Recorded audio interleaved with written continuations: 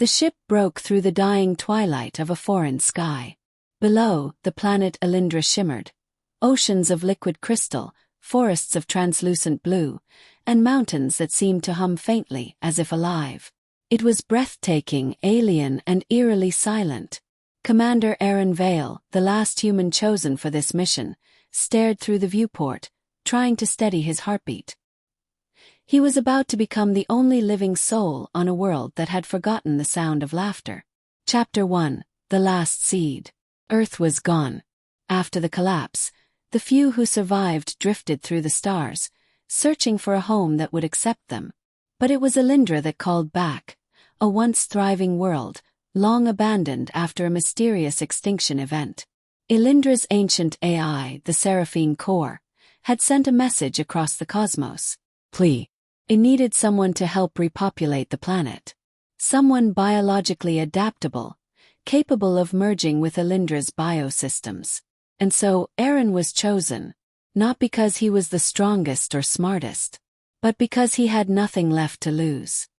His family, his home, his people, all gone in the radiation storms that devoured Earth's final cities.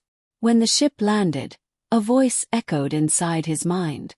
Welcome, human designate A01. You have arrived at the renewal site. Aaron stepped into the alien air, soft, electric, tinged with the scent of ozone and blooming crystal. The sky pulsed faintly with two suns, and the ground beneath his boots thrummed as if alive. Chapter 2: The Voice of the Planet. The Seraphine Core revealed itself not as a machine, but as light, a floating sphere of energy that shimmered with impossible colors. It spoke directly into his mind, bypassing language, bypassing sound. You are the last seed of your kind. We have waited for you. Aaron swallowed hard. You want me to repopulate this world. With who? I'm just one man. Not with whom but with what? The core pulsed. Around him, the crystal soil began to glow. Shapes emerged. Forms half-grown, half-dreamed. They were humanoid but not human. Female in outline, yet fluid, their skin reflecting starlight. These are AIandLians, reconstructed from genetic echoes. You will help awaken them. You will teach them what it means to live again. Aaron's throat tightened. You're asking me to play God. Not God. Gardener. You are here to plant what was lost.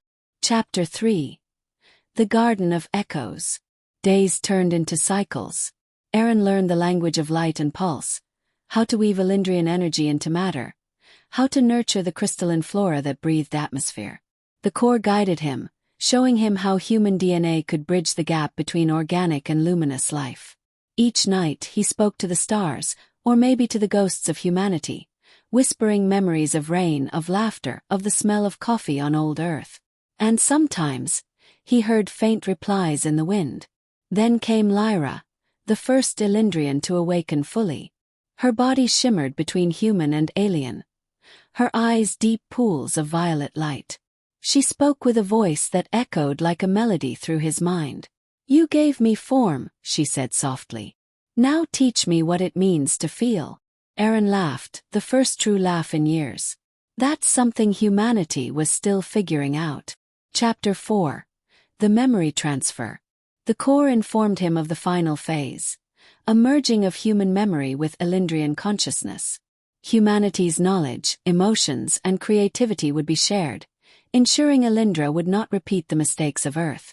But the process required sacrifice. To complete the merging, said the core, your mind must dissolve into the planetary network. You will no longer exist as an individual. Aaron froze. You mean I die? You become. You will live in every breath of this world.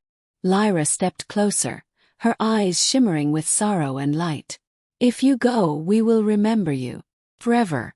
In every sunrise. He smiled faintly. That's what every parent wants, isn't it? To be remembered by their children. Chapter 5: The Merging.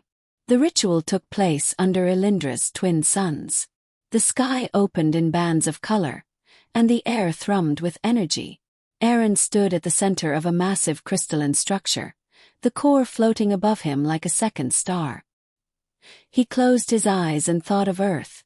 The rivers, the music, the faces he lost. "Begin," whispered the core. A surge of light engulfed him. Pain, beauty, and memory fused into a single stream. He felt himself dissolve, his body turning into data, his thoughts scattering like seeds in the wind. He was everywhere, in the soil, the air, the waves. He could feel Lyra's heartbeat, the pulse of newborn AIandrians waking around him. And then silence. Chapter 6. The New Dawn. When the suns rose again, Lyra stood before the crystalline altar, where only Aaron's suit remained, empty, gleaming with morning dew. "He lives," whispered the core. "Not as one, but as all." Lyra knelt and pressed her hands to the glowing soil.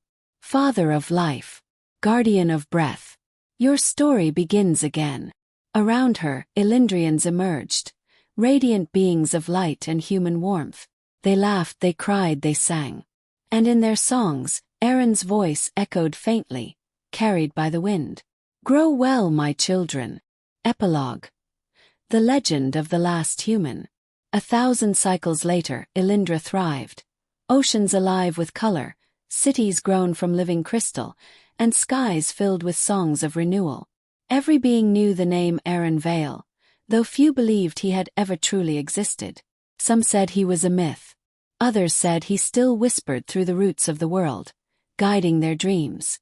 And at the heart of the planet, deep within the Seraphine core, a single human consciousness drifted peacefully, a gardener watching his garden bloom among the stars.